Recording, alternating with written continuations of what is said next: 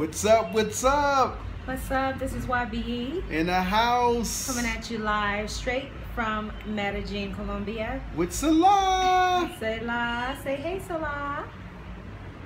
He's playing around with pens. But we want to talk to you tonight about visas. So we just got our visas last month. Yay! And we're able to report what our experience was in terms of the process itself, which visas we were able to get, and just all the information around visas that we've learned over the last, let's say, what, 2 months? 2 months. Where we've been actually going through. So, with that being said, we're going to go ahead and jump right into the information. Yep. So, with visas, now you can get a visa before you get here to Medellin. You can go to the embassy and apply for your visa. But from what we understand, that is a much more tedious process. Yes, they ask you for a lot more paperwork than they do here. And it's a longer process to be able to do it, but that is an option. There are about 15 different visas that you are able to get. But once you get here in Medellin, there's only a few that you can do that is pretty no quick. problem. Exactly. And so those few are if you want to be a student. 1. If you want to invest in property. 2. And if you have a pension. 3. And then one more. The other one is registering for a business here. Yes, and that's what we did. Yeah, so we registered for a business, and what the process was is we went through an agency that helped us with our visas, and it was so simple to do that process because they did everything for us. Everything for us. Now that does come with a price, of course, because they're helping you. But pretty much the gentleman did our paperwork.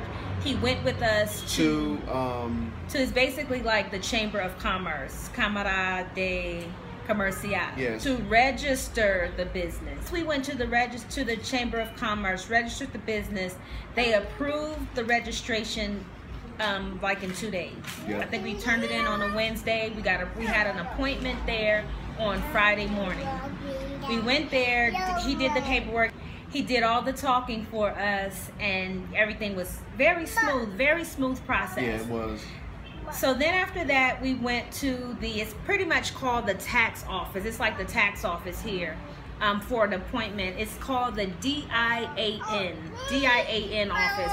That's the same place that you go when you get ready to go file your taxes. Yeah, so we had an appointment there. That was really quick, very simple. Yeah. Took about 30 minutes.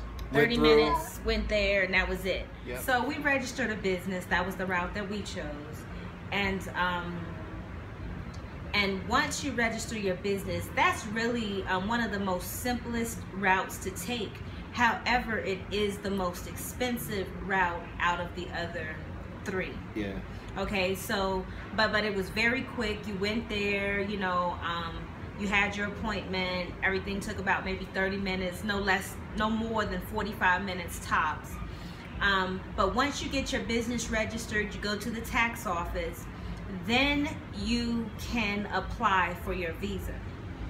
Now, applying for your visa, once we did the paperwork for the visa, and again, the agency that we used took care of everything for us. Once they turn our information to the visa place, to the immigration in Bogota, it takes about 2 days to get it approved. And then it takes about a week or 2 weeks at the most to actually get your visa in your hand. So it's a very simple process. It doesn't take long at all. And but there are some things that you really do need to know that will make it easier when you get here. Make sure if you have any children, you have to get a birth certificate apostille. Okay, very important. They only take that that seal. The seal. And it's basically to just verify that the child is yours. You know, even though you have the passport, you just have to have that paperwork. And with the apostille seal, you're going to need that if your child goes to school. Yep. to the hospital or anything or different like that. Functions, yeah. Right, you just always want to have that original copy of it anyway. But once you get that apostilled and then you're applying for your visa, you're going to have to pay an extra fee because it needs to be translated in Spanish. True. Now, the good thing about us is that Salah was born in Costa Rica. So everything was already in Spanish. Exactly. Everything was good. They just received and accepted the way that the apostille seal was presented to them straight from Costa Rica. Exactly. Another thing that you want to do is make sure you know your blood type. If you already know your blood type, you have documentations of your blood type, it's okay.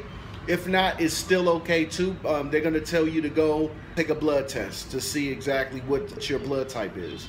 Yeah, so the lab that we go to get our blood tested, even for the children, we had to get Selah's blood tested as well, but it was like $5 and took about 15 minutes to get the result. So that's very simple, straight, easy process. So after everyone gets approved for the visa, they automatically, the office that we went to, and you have your visa in your passport, they automatically set you up an appointment to go to the immigration, the local immigration office. And it's called Migración. But once you go to that office, once you have your visa, you're going there. Basically, you're going there to get the information into the system so you can take your picture for your cédula. A cédula is a Colombian identification. Yep. So once you get your visa, you can get your cédula. Cédula, yeah. Yes. So that's gonna take probably 2 weeks to get your cédula in your hand. Yeah. Okay.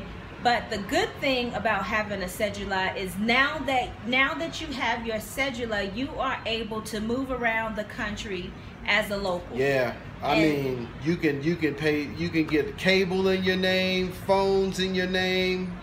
Yes.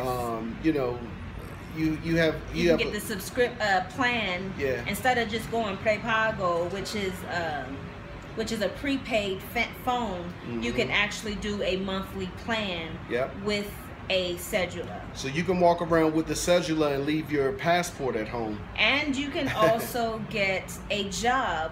If you're here to look for a job, once you have a cédula, then you're able to get a job as well. So, that's pretty good. You know, having a cédula is really good if you plan on staying here any length of time. Yep.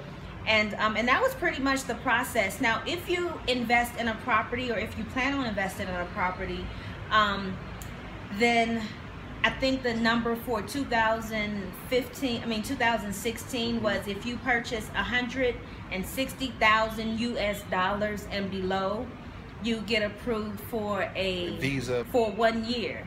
And then if you do 160 or better, 160 or more, then you get approved for a 3-year visa. So that's something to keep. 3 to 5. We're not that sure. 3 to 5. So right. Just keep that in mind. You know, if you want to invest in properties. And you know, the other thing I forgot to mention is another way to get. Well, this is residency, but if you have a baby here. Yeah. So you know that is an option for some people. That's with most countries. Yes, you will automatically get citizenship. Now, someone sent us a message and asked, will they allow you to have dual citizenship? And the answer to that is yes. Yes. So you can keep your citizenship in the U.S. and then you can also be a citizen here in Colombia as well. Yeah. So that's about it with visas. It was straight process. Yeah. We had a little hiccup because it took us longer than we anticipated to get Selah's birth certificate apostille. Yeah. And once, you know, she really wasn't in the country for 180 days because that's one of the laws. That you get 180 days, but it was like she had 3-4 more days left before it was 180. Yeah. And we went to the local office. They told us, no, it's cool, you know, just go ahead and apply. You got 3 days to apply. We applied the same day. And then they said, the minister of Colombia came back and said, no, we won't accept it. You have to pay we had to pay a fee or a fine, basically. We got fined because basically she was over the days. They basically said that she was technically over her 180 days, but whatever. So have patience, you know. Right. Just have some patience. Okay, so that was pretty much our visa journty. Yes. And, so we're good for a whole year in Medellin. We plan on staying at least the full time for that. And once you renew, when it comes time to renew, it's almost the same process, just a little less expensive because they still have all your information. Yes. Yep. Okay. So if you have a pension, that process may be a little different, more paperwork, because you're dealing with numbers, you're dealing with, you banks, know, how much you make. Exactly. So they may ask you for your bank account statements and things of that nature, just so you can they can verify that you're actually receiving that amount of money that you say that you're going to receive. Exactly. That you're receiving from your pension.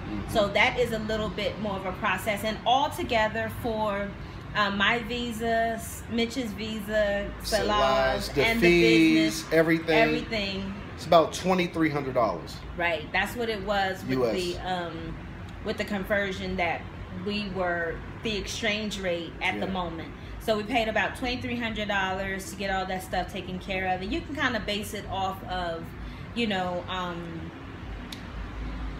whatever your family is. If you're a family of one, you don't have to pay that much. You know, family of two, you know, so look at, you know, use that information as just the basis of what it may cost for you. So that's pretty much it for visas.